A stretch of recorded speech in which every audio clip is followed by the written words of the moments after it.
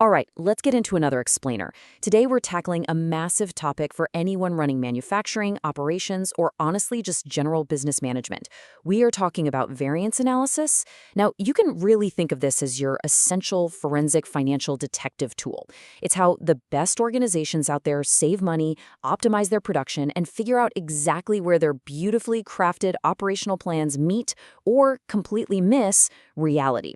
So let's dive right in, shall we? I want you to picture this for a second. You're the manager of a manufacturing floor.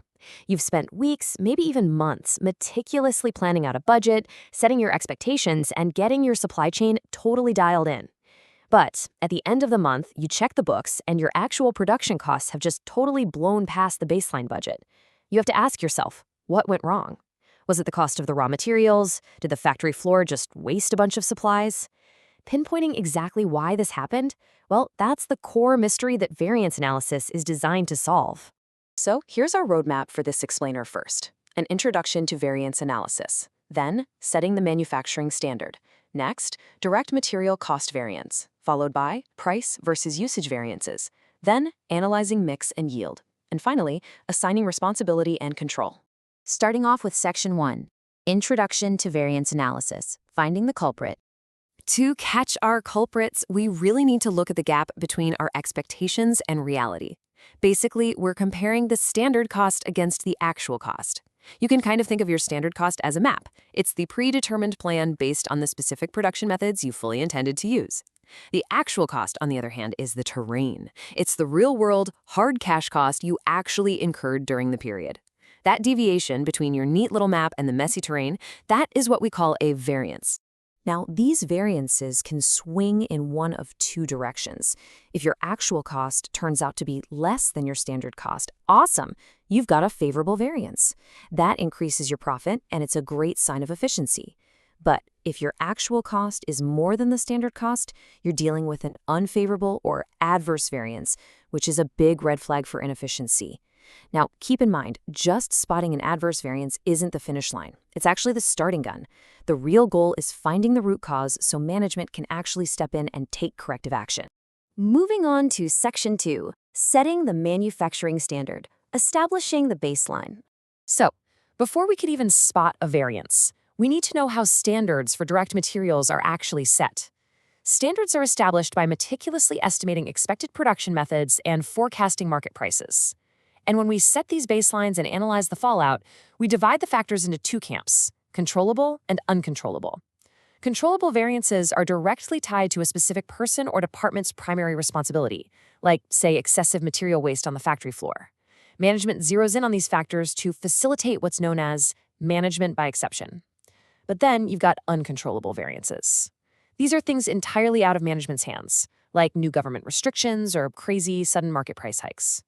To keep standard costing grounded in reality, standards sometimes have to be actively revised to account for those uncontrollable market shifts. Section 3, Direct Material Cost Variance, the primary suspect. Okay, if you take nothing else away, this is a crucial point. Understanding the direct material cost variance, or DMCV, this is how we start assessing the efficiency of the usage of material in a manufacturing concern. The formula is beautifully simple. It's just the standard cost for your actual output minus the actual cost. If there's a discrepancy here, it's telling us loud and clear that something went wrong with either the price we paid for materials, the physical quantity of materials we chewed through, or quite possibly both. To really ground this math, let's look at a real-world example from our source material about Gemini Chemical Industries. They make a product called Gemco.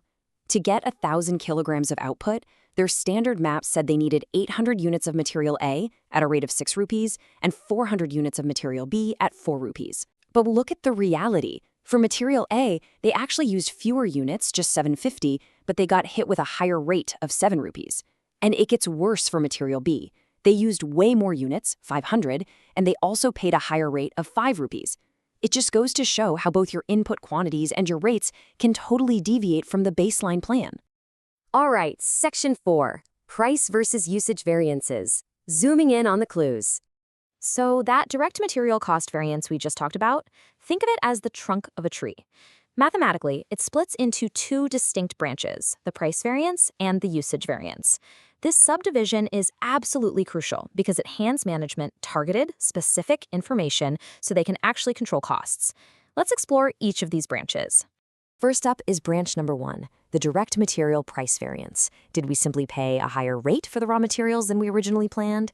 To figure this out, the formula takes the actual quantity we bought and multiplies it by the difference between the standard price and the actual price. If we paid more than the standard, well, there's your adverse variance. But why does this actually happen in the wild? The source material gives us some very actionable, real-world reasons why prices fluctuate unexpectedly. It could be due to placing uneconomical sizes of purchase orders, or just totally failing to purchase materials at the right time. Maybe there were crazy fluctuations in transportation and carriage costs, or perhaps the purchasing department just dropped the ball and didn't avail cash discounts when they could have. And sometimes it's just because you had to buy substitute materials because your normal stuff was out of stock. Now let's flip over to the other branch, the material usage variance. This is our second distinct suspect. Did the factory floor physically use more material than the standard recipe called for? To find out, we take the standard price and multiply it by the difference between the standard quantity specified for our output and the actual quantity we actually consumed. So grounding this in everyday factory realities, why might a production line suddenly chew through excess materials?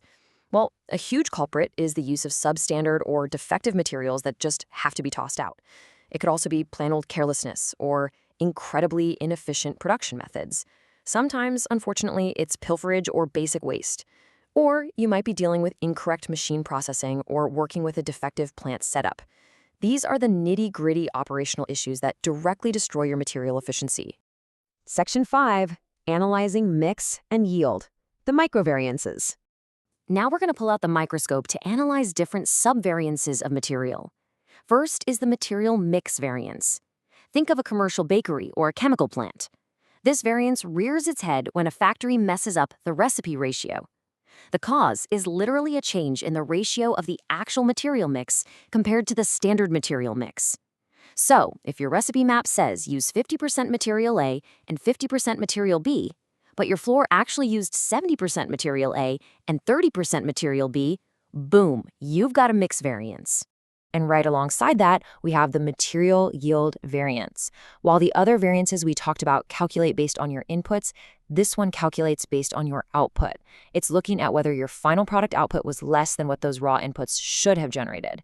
Now, in process industries, some loss of material is totally inevitable, like evaporation, right? So you set your standard based on an expected normal loss. If your actual loss is greater than that normal anticipated loss, your yield drops, giving you an adverse yield variance. And finally, Section 6, Assigning Responsibility and Control, Taking Action.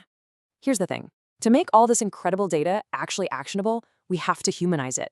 Finding the numbers is completely useless if nobody acts on them.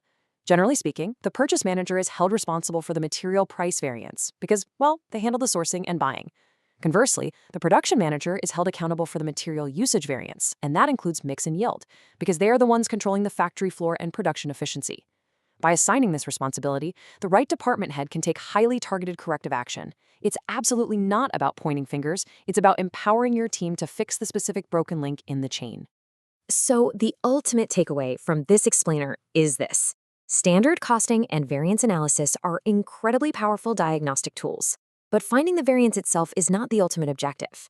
Locating the actual deficiency, analyzing the specific subvariances, and implementing corrective actions to control future costs, that is the goal.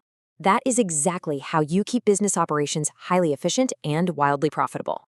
I want to leave you with a compelling thought. If you weren't right now rigorously comparing your standard map to your actual terrain, what hidden variances are quietly eating away at your profits today? Are you dealing with unseen price issues? Is there usage waste bleeding you dry?